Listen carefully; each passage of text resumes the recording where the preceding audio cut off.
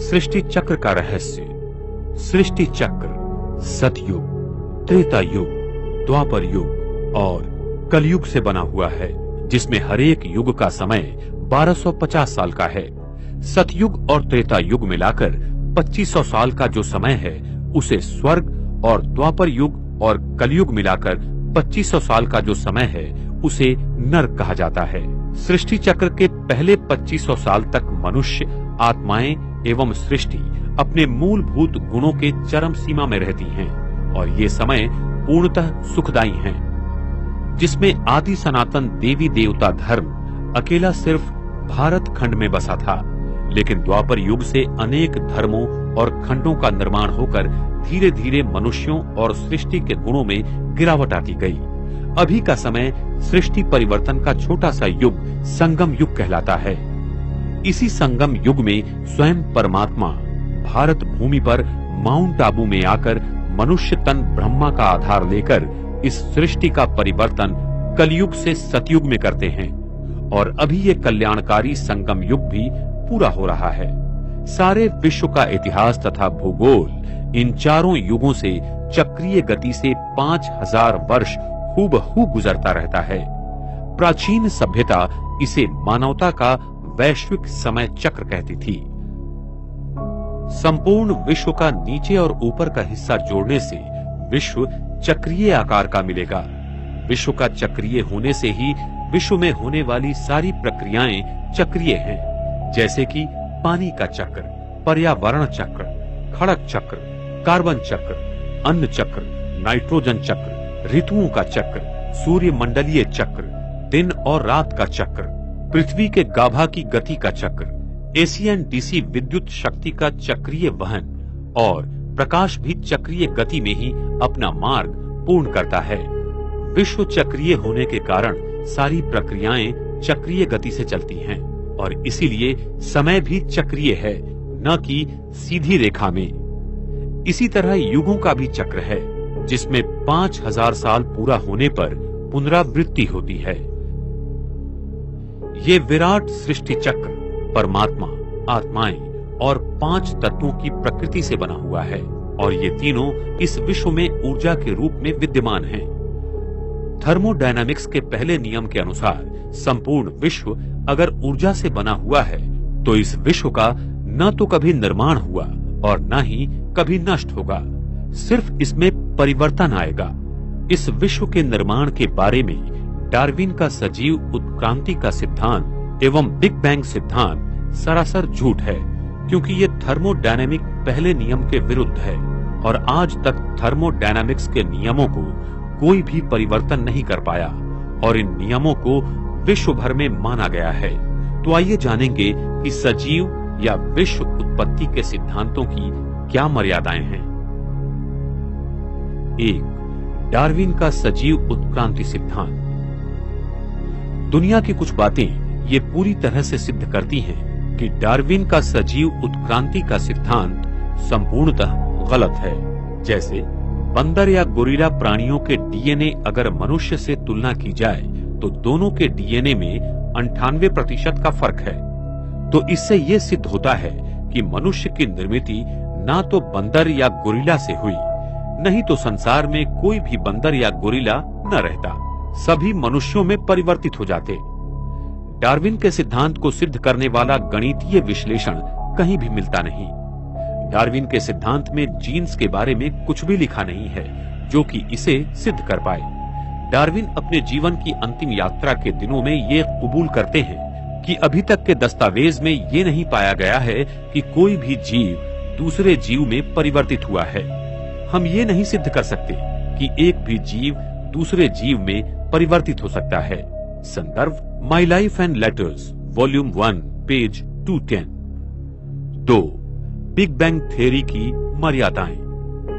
ये big bang theory की मर्यादाएं thermodynamics के प्रथम नियम के विपरीत है। जैसे कि ऊर्जा का ना तो निर्माण होता है और ना ही ऊर्जा नष्ट होती है, लेकिन इसमें कॉस्मिक अंडे से सभी ग्रह तारों का निर्माण दिखाया गया है। ए. सिद्धांत के अनुसार मूल द्रव्यों का भारी मात्रा में नहीं मिलना। बी. विश्व का आकारमान काफी बड़ा है, जो इस सिद्धांत के समय अनुसार संभव नहीं है। सी, विश्व की आकाश गंगाओं की गति में अभी जो बदलाव नजर आते हैं उनका ये सिद्धांत विश्लेषण नहीं दे पाता। डी, विश्व में फैला हुआ 96% डार्क मैटर, इसका विश्लेषण भी ये सिद्धांत नहीं दे पाता है। ई, विश्व का उसकी घनतानुसार फैलना और मोनोपोल का विश्लेषण ये सिद्धांत नहीं दे पाता है। विश्व की आयु। विश्व की आयु मुख्यतः कार्बन डेटिंग पद्धति से तय की जाती है। इस पद्धति में बहुत सारी त्रुटियां हैं, जिसके कारण आज विश्व की आयु लाखों एवं करोड़ों साल मानी गई है। कार्बन डेटिंग पद्धति की मर्यादाएं। कार्बन डेटिंग पद्धति की मर्यादाओं के कारण इस पद्धति में पदार्थों की उम्र में त्रुटियां पाई जाती हैं। भूतकाल कार्बन का व्यय होने के प्रमाण में बदलाव होता है, इसलिए इस पद्धति में गलत परिणाम पाए जाते हैं। इस पद्धति में दिए हुए नमूनों में डॉटर प्रोडक्ट्स होने की बहुत ही सहज संभावना रहती है। भूतकाल में पर्यावरण के बदलाव के कारण भी गलत परिणाम मिलते हैं। अति उच्च ऊर्जा कण, किरणोत्सारी खनिज और रसायन अगर इस नमूने के सानिध्य में आए तो कार्बन व्यय प्रमाण में बहुत बड़े बदलाव आते हैं। इस पद्धति में ऐसे माना जाता है कि नमूने का अंत का पदार्थ शीशा है, लेकिन उसमें यूरेनियम या थोरियम मिश्रित स्वरूप पाए जाते हैं। शीशा रेशियो की तुलना में त्रुटियां होने के कारण नमूने की सही उम्र मिलना संभव नहीं है। पृथ्वी के वैन एलन बेल्ट में चुंबकीय क्षेत्रों के बदलाव से भी व्यय प्रमाण में बदलाव पाए जाते हैं। यूरेनियम, थोरियम और कार्बन डेटिंग पद्धति द्वारा एक ही नमूने के परिणाम में अलग अलग आयु पाई जाती है। दुनिया भर के वैज्ञानिक प्रात्यक्षिकों में ये पद्धति को गलत पाया गया है। इस विश्व की आयु हजारों न कि लाखों या करोड़ों साल है। इसके प्रमाण पृथ्वी के विद्युत चुंबकीय क्षेत्र का पूरा आयुर्मान 5000 साल है। शीशा से यूरेनियम में रूपांतरण करीबन 5000 साल में होता है। वैश्विक बाढ़ 5000 साल पहले हुआ था। हमारे पास इतिहास सिर्फ 5000 साल का ही मौजूद है। समुद्र में न तो भारी मात्रा में कीचड़ न ही सोडियम पाया गया है। जीवाश्म रेडियोधर्मिता के द्वारा भूशास्त्रीय आयुर्मान को कुछ ही सालों का पाया गया है। जब सृष्टि में मनुष्यों एवं प्रकृति के पांचों तत्वों के गुणों का पतन होता है तो हर 5000 साल के बाद विश्व का परिवर्तन होता है।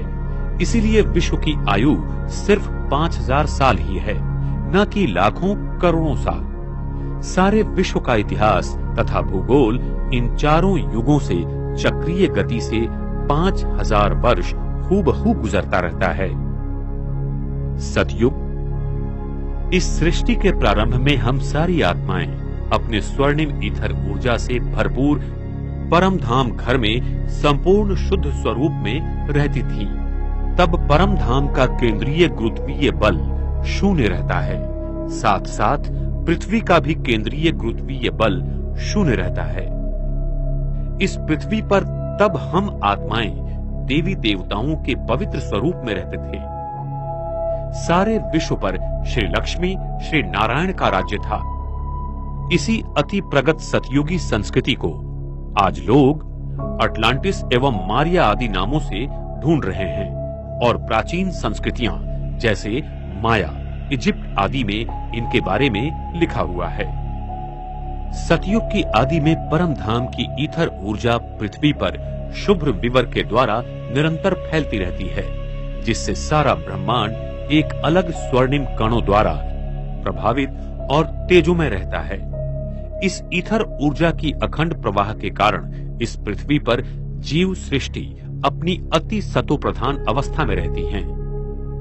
तभी आकाश मंडल और भूमंडल का गुरुत्वीय केंद्र एक ही दिशा में होने के कारण सूर्य और चंद्रमा पृथ्वी पर सरल दिशा में घूमते थे, जिससे चंद्रमा हर रोज पूर्ण रूप से दिखाई देते थे, न कि कोई कला के रूप में। सतयुग त्रेता युग में सभी राशि के 108 तारामंडल आकाश तत्व में एक ही मुकुट की रचना अनुसार घूमते थे और सप्तऋषि तारे भी ध्रुवीय तारा के नीचे एक ही लाइन में थे। इस समय प्रकाश की गति बहुत धीमी होने के कारण दिन और रात भी 21-21 घंटे के थे। आकाश तत्व का घूमना भी धीमी गति से था, क्योंकि तब विश्व की घनता भी कम थी। ये सारा नजारा सतयुग और त्रेता युग में 2500 वर्ष तक सदा चलता रहता है। हमारी कुंडलिनी शक्ति हमारे सहस्र चक्र में सदा विराजमान थी, क्योंकि हमारी मानसिक स्थिति आत्म अभिमानी थी। इस स्थिति के कारण हमारे अंदर इथर शक्ति का प्रवाह ध्रुवीय तारा के द्वारा निरंतर था और सारा तारामंडल हमारे संकल्पों पर चलता था। सतयुग के आदि में पृथ्वी में पारा की मात्रा बहुत थी और पृथ्वी का केंद्रीय गाभा पारा की इसी चारों बाजू से पूरी तरह भरा हुआ था। ये पारा ईथर शक्ति को खींचता है और पृथ्वी के केंद्र को चार्ज करता रहता है, जिससे पृथ्वी में चुंबकीय शक्ति का निर्माण होता है। सतयुग में पृथ्वी के चुंबकीय शक्ति मोनोपोल थी और उसके सारे ऊर्जा केंद्र एक ही जगह केंद्रित थे, जिसके कारण फिर अक्षांश और रेखांश नहीं थे और पृथ्वी का भूभाग कमल की तरह बना हुआ था। सागर का पानी मीठा और शुद्ध था, जिसमें नमक जरा भी नहीं था। सागर पृथ्वी के सारे भूभाग पर चक्रीय तालाब की तरह फैला हुआ था, जो अभी दक्षिण ध्रुव के उस पार भी है, और सागर इतना गहरा भी नहीं था। हर जगह उस भूतल को हम देख सकते हैं। इतना सागर का पानी स्वच्छ, शुद्ध और पारदर्शक था। इस युग में हम मनुष्य आत्माओं की सतो प्रधान अवस्था के कारण प्रकृति हमारे आदेशों पर चलती थी। सतयुग के पुष्पक विमान टेस्ला कॉइल की प्रणाली पर ईथर ऊर्जा द्वारा चलते थे और वो हमारे संकल्प द्वारा नियंत्रित किए जाते थे। वहां पर सोने के महल होंगे जो कि हीरों से जड़े हुए होंगे। वहां पर विज्ञान अपनी सतो प्रधान की चरम सीमा पर था। सतयुग में दो प्रकार के खनिज पत्थर होते हैं, एक किम्बरलाइट और दूसरा लिम्प्रोलाइट, जिसमें बहुत प्रकार के हीरे पाए जाते हैं। इनमें प्रकाश की किरणें अनेक रंगों में परिवर्तित तथा उत्सर्जित करने की क्षमता बहुत ज्यादा है। इन्हीं हीरों द्वारा सतयुग के स्वर्णिम महलों में अनेक प्रकार के रंगों की रोशनी रहेंगी और इन हीरों से निकलने वाली किरणों का रंग हम अपने संकल्प द्वारा नियंत्रित या परिवर्तित कर सकते हैं।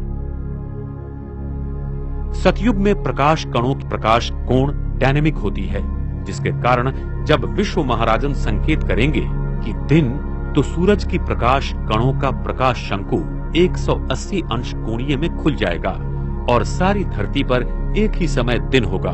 और जब रात का संकल्प करेंगे तब सारी पृथ्वी पर रात होगी, लेकिन उस समय चंद्रमा पर पड़ी हुई सूरज की किरणों का प्रतिबिंब धरती पर आएगा और चंद्रमा हर दिन पूर्ण रूप में रहेगा। चंद्रमा की किरणों का प्रकाश शंकु का कोणीय नियंत्रण भी हमारी संकल्प शक्ति द्वारा होगा। सतयुग में हमारा डीएनए 12 तंतुओं का बनेगा, जिससे हमारा शरीर अति सुंदर, शक्तिशाली और सूक्ष्म शक्तियों से भरपूर होगा, जिससे हमारी आयु 150 साल होगी और हम बूढ़े नहीं होंगे। हम अपनी इच्छानुसार शरीर को त्याग देंगे। हमारे मस्तिष्क पर तेजोमय वलय सदा रहेगा। इसीलिए मंदिरों में देवताओं के आगे दिए जलाते हैं, क्योंकि उनकी आत्म ज्योति सदैव जलती थी। देवी देवताओं का जन्म भी पवित्रता की शक्ति से आंखों द्वारा नयन दर्शन से होगा। वहां काम विकार से कोई भी रचना नहीं होती है। वर्तमान समय में मोर पंछी का जन्म भी उसके आंख से निकले हुए आंसुओं को मादा मोर पंछी ग्रहण करने से होता है। इसीलिए उसकी पवित्रता के कारण कृष्ण के मुकुट में मोर का पंख दिखाते हैं और वो भारत का राष्ट्रीय पक्षी है। सतयुग में प्राणियों की रचना मैग्नेटिक फील्ड के रूप में खिलौनों के रूप में होगी और वो बहुत सुंदर और सात्विक होंगे। हम मनुष्य आत्मा सतयुग से लेकर त्रेता युग तक सदैव आत्मिक स्वरूप में 2500 वर्ष तक शुद्ध पवित्र स्वरूप में थी। सतयुग की प्रगत वैज्ञानिक संरचना तथा तकनीकी के बारे में हम आपको अधिक विस्तार में अगले भाग में बताएंगे। द्वापर युग। हम आत्माओं की पवित्रता ब्रह्मांड के ईथर ऊर्जा और गुरुत्वीय बल को नियंत्रित करती है। इसलिए जब हमारी मानसिकता में बदलाव आते हैं तो प्रकृति में उसी रूप में परिवर्तन होता है। द्वापर युग की शुरुआत में हम मनुष्य आत्मा अपने आप को आत्मा भूलकर देह समझने लगते हैं, जिससे हम आत्माओं की पवित्रता सतो से रजो प्रधान में होने के कारण ब्रह्मांड के अवकाश और काल की रचना में बदलाव आते हैं। पृथ्वी के ऊपर और नीचे दोनों जगह की अवकाश में चक्रीय भौगोलिक रचना में दो कृष्ण विवरों का निर्माण हो जाता है। इस कारण पृथ्वी के केंद्रीय गाभा में विद्युत रोधक मूल द्रव्य का निर्माण हो जाता है और पृथ्वी का केंद्रीय गाभा जो एक चुंबकीय क्षेत्र था वो दो चुंबकीय क्षेत्र में बंट जाता है, जिससे सारे भूखंडों में हलचल हो जाती है और वो बिखर जाते हैं। इस घटना को वैज्ञानिक पेंजिया इवेंट के नाम से जानते हैं। पृथ्वी के चुंबकीय ध्रुवों की अदला बदल होती है। ये सत्य भी वैज्ञानिकों को सागर के तलों में मिला हुआ है। साथ ही साथ पृथ्वी के गाभा की चुंबकीय शक्ति कम होना शुरू हो जाती है, जो कलयुग के अंत में पूर्ण रूप से क्षीण हो जाती है। द्वापर युग में पृथ्वी पर आए भूकंप, प्रलय आदि के कारण ये अति प्रगत सतयुगी संस्कृति समुद्र में चली जाती है, जिसे आज लोग एटलांटिस एवं मारिया आदि नामों से ढूंढ रहे हैं। पृथ्वी के ऊपर और नीचे दोनों जगह पर दो कृष्ण विवरों का निर्माण हो जाने के कारण आकाश तत्व सिकुड़ जाता है और धरती के ऊपर आकाश तत्व में दो आकाश निर्माण हो जाते हैं। एक आकाश उत्तर ध्रुवीय से लेकर विषुववृत्त तक बनता है और दूसरा विषुववृत्त से लेकर दक्षिण ध्रुवीय तक बनता है। उत्तर ध्रुवीय आकाश तत्व में प्रकाश कण घड़ी की विरुद्ध दिशा में घूमते हैं, क्योंकि यहाँ पृथ्वी का चुंबकीय क्षेत्र घड़ी की विरुद्ध दिशा में घूमता है। इसलिए हमें आकाश में तारामंडल आदि घड़ी की विरुद्ध दिशा में घूमते नजर आते हैं और दक्षिण ध्रुवीय आकाश तत्व में पृथ्वी का चुंबकीय क्षेत्र घड़ी की दिशा में घूमता है। इसलिए प्रकाश कण उसी दिशा में घूमते हैं। इसलिए हमें यहाँ तारामंडल घड़ी की दिशा में घूमता नजर आता है। साथ साथ पृथ्वी की भूमंडलीय सीमा भी सिकुड़ जाती है और पृथ्वी अवकाश की परिमितीय अधिक चक्रीय हो जाने के कारण प्रकाश चक्रीय गति से शंकु की तरह पृथ्वी पर गिरने लगती है, जिससे अभी हमें पृथ्वी गोल नजर आती है। ये स्थिति ही वास्तविक रूप में ब्रह्मांड के गुरुत्वीय केंद्र को पृथ्वी के गुरुत्वीय केंद्र से 23.5 अंशों तक झुका देते हैं और द्वापर युग की शुरुआत में आकाश तत्व 70-80 अंशों में पृथ्वी की दिशा में घूम जाने से हो जाता है। पृथ्वी का विद्युत चुंबकीय क्षेत्र जो सतयुग में 100% था, वो द्वापर युग तक एक ही यूनिफाइड फील्ड था। वो टूटकर दो भागों में बंट जाता है। द्वापर युग से पृथ्वी पर ईथर शक्ति का स्रोत कम होना शुरू हो जाता है और इसकी आंतरिक संरचना बदलना शुरू हो जाती है। पृथ्वी केंद्रीय गाभा की शक्ति धीरे धीरे कम होना शुरू हो जाती है, जिससे द्वापर युग की शुरुआत में जियोलॉजिकल और इकोलॉजिकल परिवर्तन आना शुरू हो जाते हैं। परम धाम का मध्य गुरुत्वीय केंद्र जो शून्य था, वो हम आत्माओं की आत्मिक शक्ति के कारण पृथ्वी के मध्य गुरुत्वाकर्षण में बदल जाता है। इस परिवर्तन को समानांतरित करने के लिए परमात्मा को सूक्ष्म लोक का निर्माण करना पड़ता है। उसी समय आकाश तत्व में शुभ्र विवर के नीचे कृष्ण विवर का निर्माण हो जाता है और इस सूक्ष्म लोक में परमात्मा स्वयं आकर बस जाते हैं। द्वापर युग में पृथ्वी के मोनोपोल का दो ध्रुवों में परिवर्तन होने के कारण पृथ्वी के शक्तियों का केंद्रीयकरण बिखर जाता है और वो 13 चक्रों में बंट जाता है, जो आज संसार में अलग अलग जगह पर है और उसी चक्रों द्वारा पृथ्वी की शक्ति का संचार इस प्राणी जगत में होता रहता है। इन चक्रों का ज्ञान हम आत्माओं को द्वापर युग में हुआ था और हमने अपनी आत्मिक शक्ति से ये जान लिया था कि पृथ्वी की इन चक्रों को अगर ईथर ऊर्जा से हम चार्ज करेंगे तो पृथ्वी पर प्राकृतिक आपदाएं कम होंगी। इसलिए हमारी प्राचीन सभ्यताओं ने पिरामिड आदि का निर्माण किया, जिसके कारण वो ईथर ऊर्जा इस धरती को मिल सकी और धरती में ऊर्जा का संतुलन बना के रखा। लेकिन जैसे जैसे समय बीतता चला गया, हम आत्माओं ने अपने विकर्मों द्वारा पृथ्वी पर बहुत सारे अत्याचार किए और साथ साथ पृथ्वी के इन चक्रों का संतुलन बिगाड़ते गए, जिसके कारण भूकंप, बाढ़, सुनामी आदि बहुत संख्या में आ रहे हैं। जो सप्तऋषि तारे पहले एक ही लाइन में थे वो अलग अलग दिशा में बंट जाते हैं और तारामंडल में राशि चक्र का निर्माण हो जाता है। इन्हीं राशि चक्र के तारामंडल का और ग्रहों का हमारे डीएनए पर प्रभाव पड़ता जाता है और वो हमारी कुंडली को प्रभावित करते हैं। जब हम देह अभिमान में आ गए तब यही ग्रह और तारे हमारे जीवन की स्थिति को परिवर्तित करना शुरू कर देते हैं। यही ईथर शक्ति हमारे डीएनए की संरचना करते हैं और डीएनए फिर भौतिक शरीर का निर्माण करती है।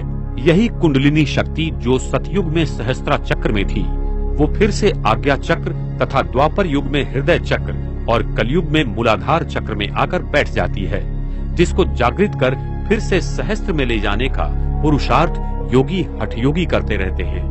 ये कुंडलिनी शक्ति ईथर शक्ति का सूक्ष्म रूप है जो विज्ञान अभी तक नहीं खोज पाया। विश्व की घनता बढ़ने के कारण विश्व का प्रसारण होने लगा जो वैज्ञानिकों को अभी दिखाई दे रहा है। अधिक घनता होने के कारण ईथर ऊर्जा हर प्राणी मात्र में घटती जा रही है। इसके लिए अनेक आविष्कार किए जा रहे हैं। द्वापर युग के शुरू में मैटर और एनर्जी परिवर्तित होकर डार्क मैटर और डार्क एनर्जी बन जाती हैं, जिसे अभी वैज्ञानिक खोज रहे हैं। जिसका मुख्य कारण है हमारी संकल्प शक्ति, जिसमें आत्म अभिमानी की वजह देह अभिमानी की जागृति आ जाती है और हमारे विचार प्रकृति को अपवित्र बना देते हैं। हमारी पवित्रता ही प्रकृति के सारे तत्वों को नियंत्रित करती है। जब हम पवित्र थे तब प्रकृति हमारी दासी थी और अभी जब हम अपवित्र बने तब हम प्रकृति के दास बने। हम आत्माओं की मानसिक शक्ति जो सतयुग में ब्रह्मांड की पिंडीय शक्ति के साथ सृष्टि पर खड़ी थी वो द्वापर युग में अलग अलग हो जाती हैं। द्वापर युग में हम अपने आप को शरीर समझने के कारण दुखी और अशांत हो जाते हैं। हम आत्माओं का तीसरा नेत्र बंद हो जाता है। ईश्वर की प्रार्थना करते हैं और उसे ढूंढते रहते हैं। इसी द्वापर युग से हर धर्म संस्थापक आकर अपने अपने धर्म की स्थापना करते हैं। सभी धर्म आत्माओं ने ईश्वर की आराधना, प्रार्थना, ध्यान सिखाया और कर्मों के गुह गति का ज्ञान समझाने का प्रयास किया। तब से पाप पुण्य की परिभाषा प्रचलित हुई। जो हम आत्माएं सतयुग त्रेता युग में जीरो विजन में थीं, वो द्वापर और कलयुग में नैरो विजन में चली गई। अभी संगम युग में हम अभी एरो विजन में हैं। धर्म सत्ता, राज्य सत्ता, विज्ञान सत्ता और श्रेष्ठ कर्मों की सत्ता सतयुग और त्रेता युग में एक के हाथ में थी। वह द्वापर और कलयुग में अनेक सूत्र में बिखर जाती हैं और अल्प लोगों में बट जाती हैं, जिससे हम दुखी और अशांत हो जाते हैं। पृथ्वी जो सतयुग में कमल जैसे खिली हुई थी वो फिर द्वापर युग में ऑप्टिकल रेडियल बन जाती है, जिससे वो उसे गोल दिखाई देती है और फिर आगे चल के कमल जैसी बन जाएगी। द्वापर युग के आरंभ में हमारी पवित्रता भंग होने के कारण हमारे शरीर के डीएनए की संरचना में परिवर्तन आ जाते हैं और हमारे मस्तिष्क में सूक्ष्म कृष्ण विवर बन जाता है। न्यूट्रॉन कणों के केंद्र में कृष्ण विवरों का निर्माण हो जाता है। हमारा डीएनए जो 100% पवित्र था और जिसमें ईथर शक्ति की अपने शरीर में सदा विद्यमान बनाने की यंत्रणा थी, वो समय अनुसार नष्ट हो जाती है और 10% ही जागृत रह जाती है और 90% बंद हो जाती है। इस 10% भाग में हमारे पूर्व जन्म के कर्म, संकल्प की रिकॉर्डिंग बंदिश हो जाती है और उसी की बदली संरचना के कारण जो डीएनए का 10% भाग होता है उसका निर्माण होता है और उसके हिसाब से हमारे शरीर का निर्माण होता है। आज भी वैज्ञानिक मानते हैं कि 90% डीएनए जैसे कि मरा हुआ है और वही मात्र 10% डीएनए के भाग को बना देता है। वो कैसे, इसका उत्तर आज के वैज्ञानिकों के पास नहीं है। कलयुग। कलयुग के अंतिम समय पर स्वयं परमात्मा 1936 में इस भारत भूमि में साकार प्रजापिता ब्रह्मा के तन में प्रवेश करते हैं और उनके द्वारा इस सारे ब्रह्मांड के आदि, मध्य और अंत के कर्मों का ज्ञान देते हैं, जिसे दिव्य अवतरण कहा जाता है। जब स्वयं परमात्मा भारत भूमि पर आते हैं तब उनके सर्वोच्च ईथर शक्ति के भंडार होने के कारण इस भारतीय भूखंड की चुंबकीय शक्ति बढ़ने लगती है। इस ईथर ऊर्जा के कारण वैज्ञानिकों को E = MC² आदि अनेकानेक शोध लगने शुरू हो जाते हैं। पृथ्वी का केंद्रीय गुरुत्वीय बल बढ़ने का कारण है विश्व का गुरुत्वीय केंद्रीय बल, जो ब्रह्मांड में ध्रुवीय तारा के ऊपर बना हुआ है। वो विश्व का प्रसारण होने के कारण तथा अवकाश ब्रह्मांड की चक्रीय गति बढ़ने के कारण धीरे धीरे नीचे आ रहा है। ये ध्रुवीय तारा आने वाले समय में पृथ्वी के बहुत करीब आ जाएगा, जिसके कारण उसकी स्वर्णिम प्रकाशमान ईथर ऊर्जा से प्रकृति के मूलभूत ऊर्जा का बहुत बड़ा परिवर्तन होगा। जैसे सिलिकॉन जो सेमीकंडक्टर है, वो बैड कंडक्टर बन जाएगा। दुनिया के सारे संगणक और इलेक्ट्रॉनिक साधन बंद हो जाएंगे। सारी इलेक्ट्रॉनिक प्रणालियां बंद होने के कारण दुनिया में हाहाकार मच जाएगा और साथ साथ यूरेनियम आदि धातु में अपने आप विकेंद्रीकरण होना शुरू हो जाएगा, जिससे दुनिया भर में बने हुए आणविक शस्त्रों का अपने आप विस्फोट हो जाएगा, जिससे सृष्टि पर महापरिवर्तन की प्रक्रिया शुरू हो जाएगी। सृष्टि परिवर्तन की प्रक्रिया का पहला चरण आणविक शस्त्रों के भयंकर विस्फोट से सृष्टि परिवर्तन की अनेक प्रक्रिया को उत्तेजित करेगा। अणु बॉम्ब, हाइड्रोजन बॉम्ब का प्रचंड विस्फोट पृथ्वी पर छोटे सूरज का काम करेगा। आणविक बॉम्बों से करीब 10 लाख डिग्री सेल्सियस तापमान थोड़े समय के लिए हो जाएगा, जिसे सारे धातु, मनुष्य, संपत्ति, वस्तुएं और पर्वत आदि विस्फोट होकर पिघल जाएंगे। अणु बॉम्ब के इसी ऊर्जा पिघलने के कारण पृथ्वी के केंद्रीय गाभा के ऊपर बना सिलिकॉन पूरी तरह से पिघल जाता है। पृथ्वी के समुद्र में बर्मुडा और फॉर्मोसा ट्रायंगुलर क्षेत्र हैं।